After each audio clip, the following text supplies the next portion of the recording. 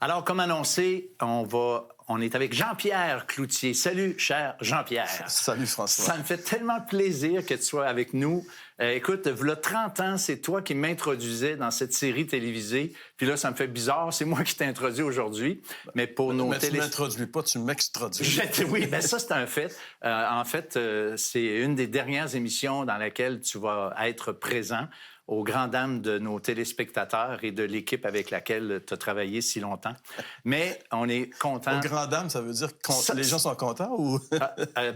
Non, c'est le drame. C'est quelque chose de péjoratif dans le sens, ils sont tristes. Ils sont tristes, nos auditeurs, de savoir. Mais là, en fait, ils savaient à peine que tu étais parti, puisque tu étais en ondes encore tout récemment.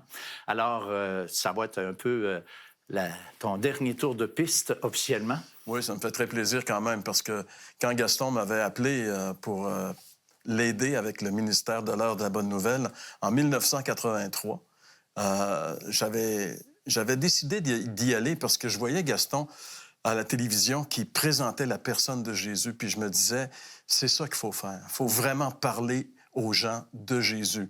Depuis que je me suis converti, quand j'ai connu Jésus, j'ai su qu'il fallait que tout le monde entende parler de lui parce que finalement, c'est lui la vie. Hein? À part lui, on est à côté de la traque, c'est certain. C'est clair.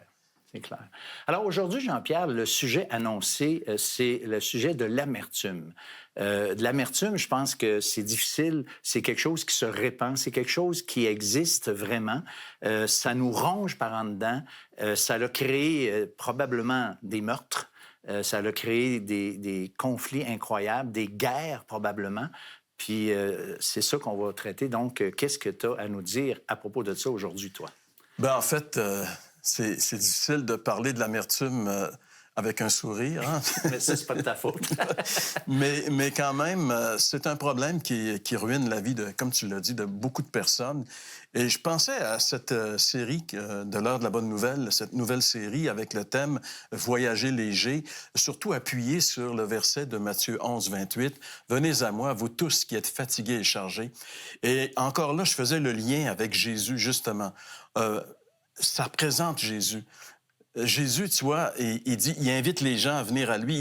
Il les voit chargés. Souvent, nous, on ne voit pas les gens qui sont chargés. On ne voit pas non plus, des fois, des fardeaux que nous-mêmes nous portons et qu'on n'aperçoit pas. On subit la conséquence de ce fardeau, mais on ne sait pas trop qu'est-ce qu'il y a dans nos vies. Ça ne va pas, et je ne sais pas, je n'arrive pas à mettre le doigt dessus. Mais le Seigneur le voit.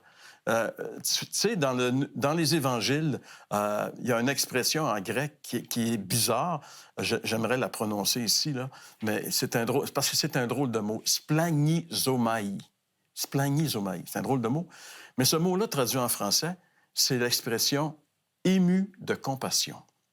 Et on voit souvent Jésus devant les foules. Et lui, il est ému de compassion. Et cette expression-là, en grec, j'ai voulu la mentionner parce que ça signifie littéralement être touché dans ses intestins. Ouais, dans ses tripes, comme on dit. Oui, dans ses tripes. Et Jésus avait une telle compassion pour les gens. Et tu sais, la compassion, c'est vraiment souffrir la souffrance des autres. Absolument. Et quand Jésus voyait ces foules, il était ému de compassion. Il comprenait ce que ces gens-là vivaient.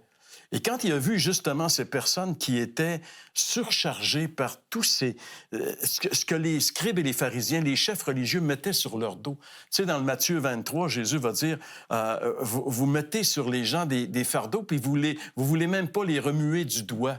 Vous aidez pas les gens. Tu sais, c'était ça. C'est pour ça que Jésus vous dit, malheur à vous. Alors, les gens sont surchargés. Tu sais, François, de ce temps-ci, je visite les gens. Je travaille avec un ministère où on va vers les gens. Et tu serais surpris, François, de voir la détresse qui existe présentement dans notre société québécoise. Pas besoin d'aller, j'allais dire, en Afrique pour voir la misère, quoi. Il y a de la misère ici. Il y a des gens qui se suicident, qui s'enlèvent la vie d'une manière incroyable. Tu sais, on n'en parle pas beaucoup, puis on fait bien de ne pas trop en parler parce que dès qu'on mentionne ça, souvent, ça suscite des cas. Mais je ne sais pas si tu savais, 3 par jour au Québec. C'est la moyenne, j'ai vérifié sur Internet, 3 suicides par jour, la moyenne. Ça veut dire qu'il y a des gens dans notre société qui ne voient plus la lumière au bout du tunnel, qui sont comme justement ces gens que j'ai... Mais Jésus voit ces gens-là. Et je pense que la raison d'être de l'heure de la bonne nouvelle, c'est de faire en sorte aussi que les gens puissent saisir qu'il y a quelqu'un qui voit leur misère. Parce que les gens qui se suicident, ils pensent qu'ils sont seuls avec leur misère. Quand ça vient, il n'y a plus d'espérance. Il n'y a pas personne pour les aider, mais ils pensent qu'il n'y a pas personne d'autre que eux qui vivent des situations difficiles. Parce que quand la solution, c'est de t'enlever la vie, c'est parce que tu es rendu au bout du rouleau. Tu sais. Et ça, c'est causé par plusieurs choses. L'amertume, on parle d'amertume. L'amertume peut mener jusque-là. Parce que l'amertume, en réalité, elle est produite quand justement, tu es tellement frustré que tu vois plus de solution. Tu sais, tu n'as pas pu réussir ce que tu voulais réussir. J'aimerais citer un verset, François, dans l'Épître aux Hébreux, parce que en réalité, l'amertume, c'est un mot qu'on retrouve pas tellement souvent dans les Écritures. Mais les conséquences de l'amertume, par exemple, on le retrouve très souvent. Et ce que l'Épître aux Hébreux nous dit concernant l'amertume, au chapitre 12, Hébreux 12, verset 15, ça dit ceci: « Veillez à ce que personne ne se prive de la grâce de Dieu, à ce qu'aucune racine d'amertume poussant des rejetons ne produise du trouble et que plusieurs en soient infectés. » Un des problèmes avec l'amertume, c'est que c'est très, très contagieux. Et quand il parle de racines, je me rappelle un jour, j'étais chez nous, j'ai un immense érable sur mon terrain, puis un de mes amis qui travaillait justement dans le terrassement, il m'a dit: « Jean-Pierre, sais-tu que tu regardes les branches de ton arbre, il y en a beaucoup, mais sais-tu qu'il y en a autant en dessous? Autant il y a de branches, autant il y a de racines. Autant les branches sont longues, autant les racines sont longues. Sauf que les racines, on ne les voit pas. C'est insidieux des racines. Tu sais, ça brise les solages, ça va faire des troubles. Et les racines dont parle l'Épître aux Hébreux ici, l'amertume produit des racines et infecte les gens. En fait, ça empoisonne la vie, l'amertume. La leur et celle des autres, généralement, parce que les gens frustrés, c'est contagieux. Là, En réalité, l'amertume nous guette tous. Mais moi, j'ai connu une personne qui vraiment avait une vie qui n'était pas enviable. Mais c'est comme si cette personne-là avait dit un jour dans sa vie: « Moi, je suis malheureuse, mais tout le monde autour de moi va le devenir aussi. » Et elle faisait en sorte que c'est ça qui arrivait. Elle rendait tout le monde malheureux autour d'elle à cause qu'elle était dans cette amertume. Et c'est ça les racines dont il est question ici. Quelqu'un qui est malheureux veut que les autres soient aussi malheureux parce qu'ils n'acceptent pas. Parce que pourquoi est-ce que l'amertume vient chez les gens? Il y a beaucoup de causes là-dessus, mais souvent, c'est des attentes qui ne sont pas arrivées. On attend quelque chose. On peut attendre une guérison d'une certaine maladie. On n'accepte pas le fait que c'est pas de ma faute, mais je suis pris avec tel problème de santé et puis j'ai pas de guérison. Ça peut amener éventuellement, si j'ai une attente de guérison puis qu'elle vient pas, ça peut amener une situation d'amertume qui va justement pousser des racines. Ça peut être la jalousie. Je veux dire, je voudrais avoir quelque chose que j'ai pas, mais l'autre là. Alors, ça crée, à un moment donné, la jalousie peut amener de l'amertume et empoisonner la vie. C'est ça le résultat de l'amertume, ça empoisonne toute la vie. C'est quoi la solution? Il y a une histoire, François, dans l'Ancien Testament. On n'a presque plus le temps, mais j'aimerais la lire rapidement. C'est dans le livre de l'Exode. Je vais lire rapidement les chapitres 15, les versets 23 à 25. « Ils arrivèrent à Mara, mais ils ne purent pas boire l'eau de Mara parce qu'elle était amère. C'est pourquoi ce lieu fut appelé Mara. Le peuple murmura contre Moïse en disant: « Que boirons-nous? » Moïse cria à l'Éternel, et l'Éternel lui indiqua un bois qu'il jeta dans l'eau, et l'eau devint douce. » Moi, je vois cette expérience ici des eaux de Mara un peu comme l'histoire de l'humanité. Dieu a créé l'homme dans le Jardin d'Éden. L'homme était parfait, sa vie était belle, mais dès le moment qu'il a péché, sa vie est devenue empoisonnée. Amère. Et là, l'amertume était là. Mais ce qui est merveilleux, c'est comme ici, l'Éternel jeta un bois dans l'eau et l'eau devint douce. Dans le milieu de l'histoire de l'humanité, Dieu a jeté un bois. Tu sais, l'apôtre Pierre dit que Jésus a porté nos péchés sur le bois à la croix. Dieu a jeté un bois en plein milieu de l'histoire de l'humanité pour justement que l'eau devienne douce, que la vie devienne vivable. Et ça, le secret, c'est le bois.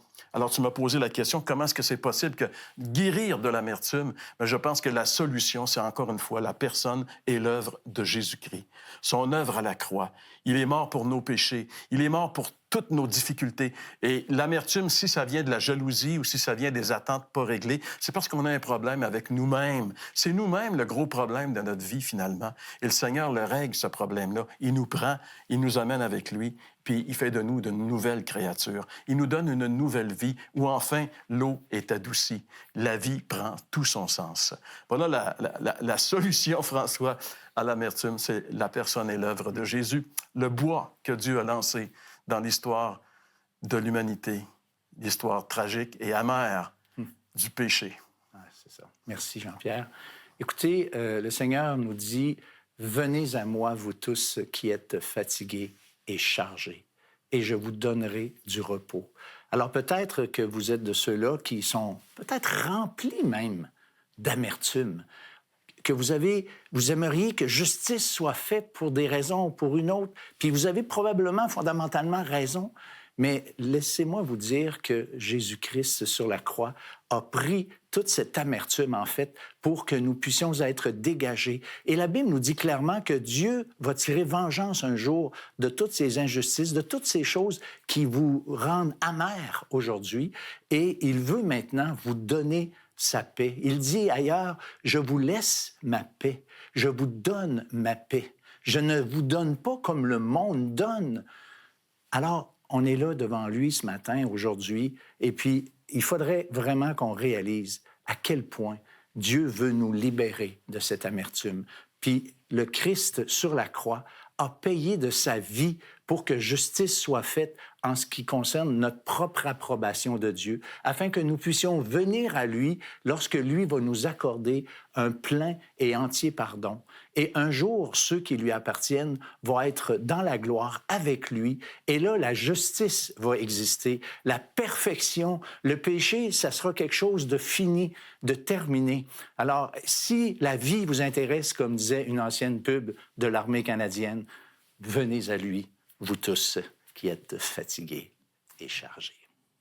L'heure de la bonne nouvelle, en collaboration avec le Messager chrétien, vous offre gratuitement le livre de méditation quotidienne La Bonne Semence. Pour en recevoir un exemplaire, écrivez-nous à l'heure de la bonne nouvelle, comptoir postal 33012, casier postal Thibault, Trois-Rivières, Québec, G8T 9T8. Vous pouvez également nous joindre à info@hbn.ca ou par téléphone 1-866-509-1319. Vous avez des questions ou des commentaires sur ce que vous venez d'entendre? Contactez-nous par téléphone ou réagissez sur les médias sociaux.